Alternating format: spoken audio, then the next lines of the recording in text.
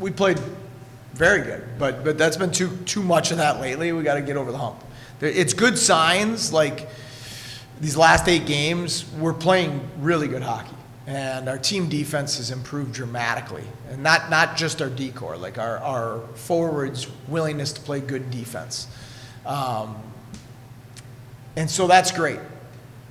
But we're finding ways to lose games, instead of finding ways to win games. And that's, I'm kind of at my end of that. Like it's, that's really it's a really poor play on the winning goal. They did nothing. They did nothing to earn the play.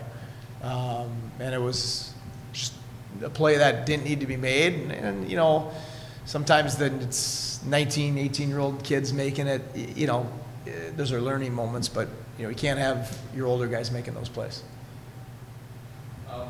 You're talking about the play at the blue line? Yeah.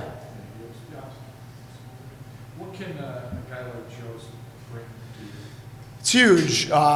First of all, it's as much as it's disappointing to be in the American League for a guy like him, it can be very good for his career. It was very good for, Anders Bjork last year, and he got back to Chicago at the end of last year. It was very good for Mark Jankowski. He spent most of the time since he's been away from us in the NHL.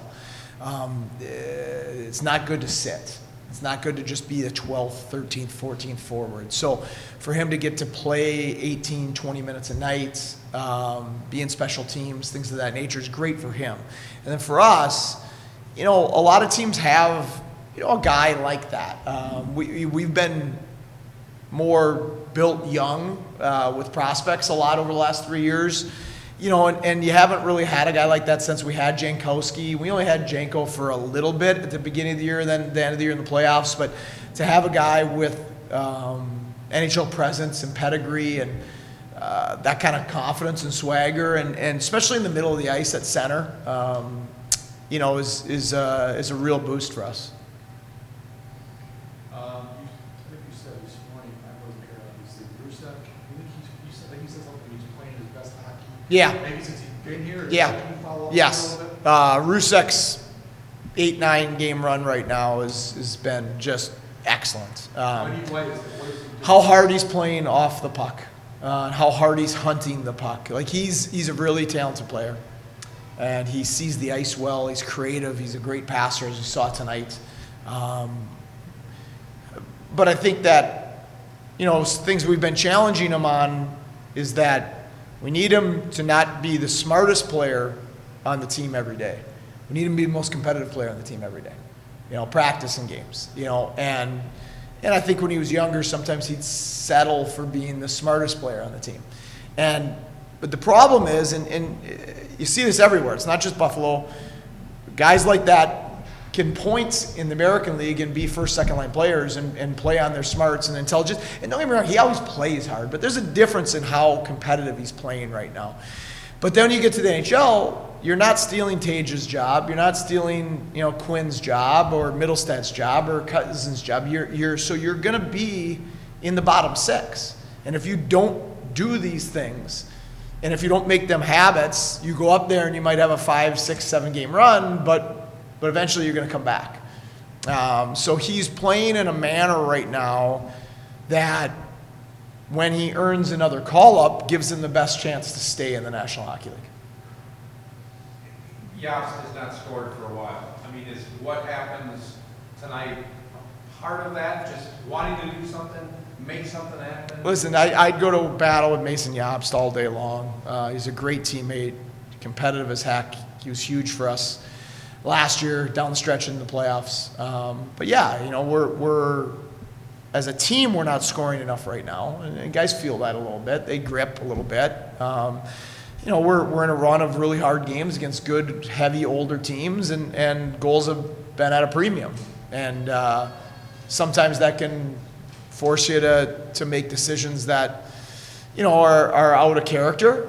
But you also, I think I felt the same way in the Syracuse game. I don't think we didn't outplay Hershey tonight, but I think we played toe-to-toe with the best team in the league tonight. And you score to come back from a 1-0 and then a 2-1 deficit, and it's 6 minutes to go, and you need to manage the game. And it's not about sometimes it's not about making plays, is managing the game and taking what's available.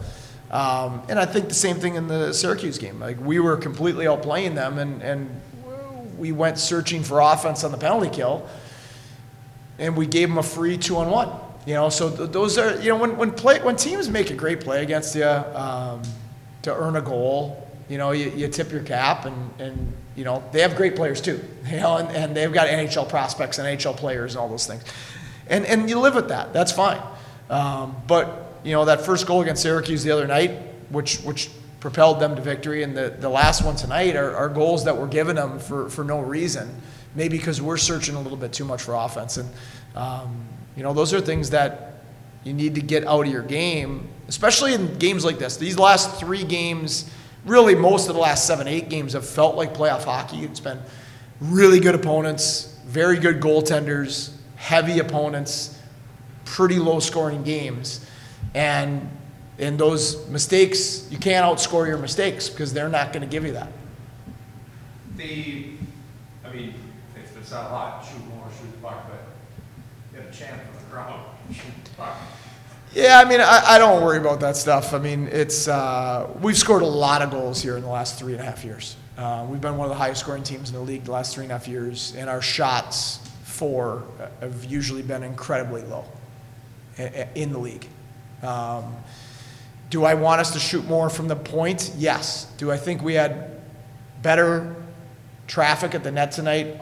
100% we did. Credit to Hershey, they blocked a ton of shots tonight too. They blocked, and so did we. But, you know, do we want Rusek to shoot that one in the slot, or is it better off faking the shot and passing to a wide open back door? You know, there's balance to that, because if he shoots that puck, top of the circles, middle of the ice, it's probably a 5% chance of that going in, analytically. But if he makes that pass laterally across the axis to a backside one-timer, the chances jump dramatically. So there's a balance to that. And I think that our 3+ years here has shown that we've more often than not found that balance pretty good. I think sometimes when you're struggling to score, sometimes you don't shoot. Everything's magnified. Yeah. Yeah, so Yeah. one play is Yes. the memories of a lot of other plays. Correct. But an incredible crowd. Awesome crowd.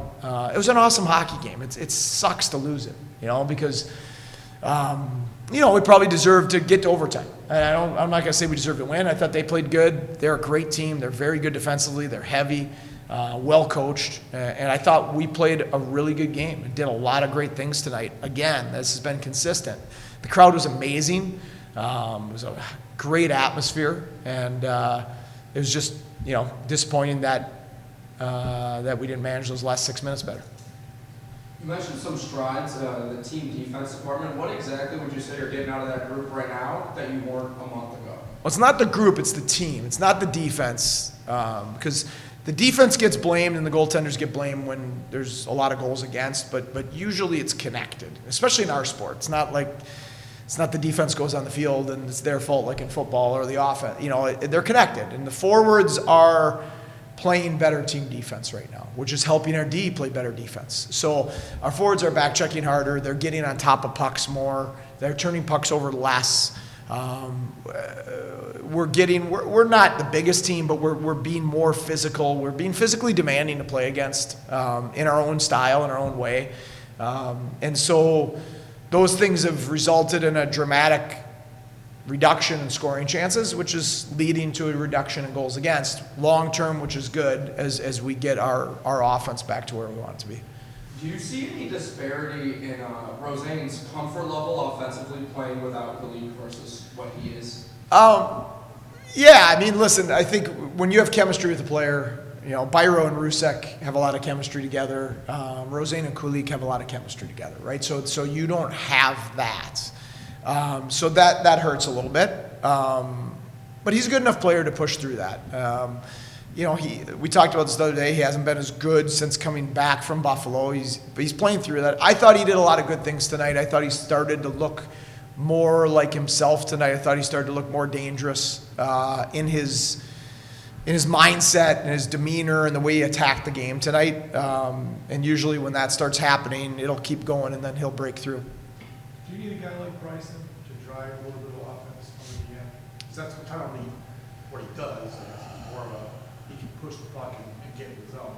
Yeah, I mean, I think that you know when you're not scoring enough, you need secondary contribution, more, so we need, you need Bryson, Clegg, Davies, guys like that. Metz is on his way back from injury. Prow's on his way back. Prow's been top 5 in this league in scoring the last 2 years as a defenseman, right? So those guys can help, and Bryson's a big piece of that. I think Bryson's our D-core's getting us out of the D zone way better, breakouts way better. And I do think usually that leads to offense. Right now it's not as much. I think our D can shoot the puck more from the offensive blue line. Especially understanding, who you're on the ice with. When you're on the ice with Murray and Mersch, someone's going to be at the net, maybe 2 guys, So we don't need to look for a cute play all the time. And when Byro and Rusek are on the ice, it might be a play that you're looking to make.